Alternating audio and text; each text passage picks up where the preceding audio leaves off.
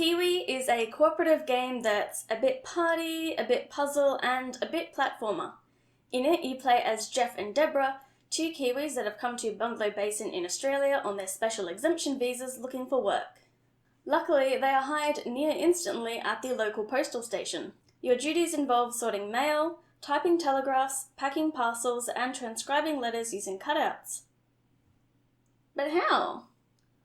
Well, by butt slamming onto keys, carrying paper with your beak, or operating machinery with your feet. All levels require cooperation, though it is possible to play solo by switching between characters or controlling both at the same time. This is definitely a game meant for two.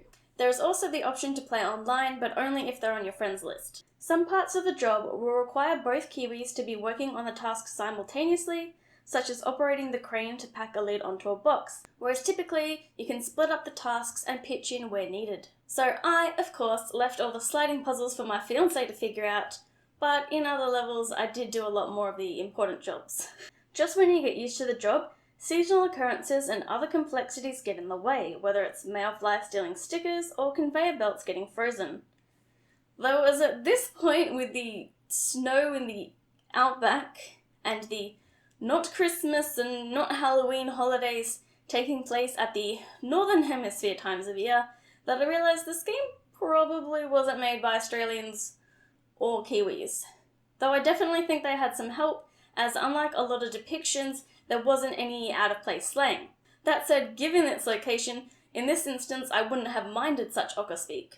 Most of the time you're playing the same sort of 4 stages, but they all feel unique because each time you return something changes, and other times the rooms will be temporarily repurposed. For the most part, and I suppose depending on your teamwork, these stages aren't too difficult, but getting the best times, the best pay, definitely is. As all the jobs do have a time limit and potentially other failure states, you can't slack off while on the clock. You are paid in postal stamps, of course, and what better use for these than to acquire all sorts of outfits, coat colours, and even haircuts to put on. The two Kiwis have their own inventories, so they don't share what they've bought, but you are free to make Jeff dress like a posh mango lady as much as you like.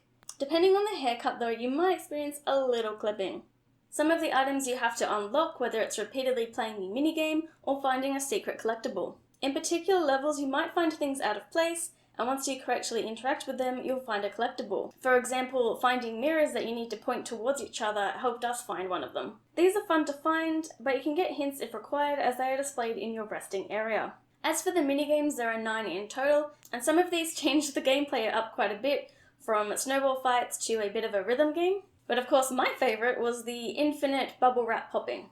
There weren't too many technical issues, other than the known bug of the tutorial on the 4th level not working at all, so we had to figure it out ourselves. Though one other problem we have with the game is that the platforming isn't always perfect, and often we land in places we really shouldn't have been able to, which could make it a little bit harder.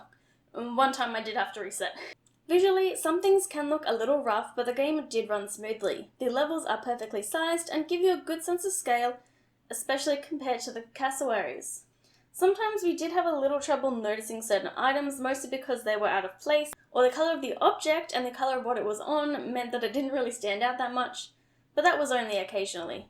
The soundtrack wasn't something I paid much mind to while playing, but the songs that are there are well done and don't distract too much from the job at hand.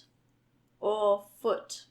I do wish that the music didn't get so frantic when you were halfway through the time, like at least do it in the last quarter. I don't need to be that stressed out so early on. Each level also comes with a small amount of cute writing, and there are a handful of cutscenes throughout the game, both of which were quite entertaining. It took us about 5 hours to beat all the levels, including trying out each minigame, and for those who want to collect everything or get the best ranking, you'll get more time out of it. The bonus and regular levels have a great variety in them, and while I wasn't a fan of a couple of them, overall I felt this game thoroughly explored its potential. Though the platforming could have been a bit more steady. I give KeyWe an 8 out of 10. And if you like co-op games on the Switch, I actually do a yearly series talking about the ones that I personally recommend, so check that out because this one will definitely be on next year's video. Bye! How could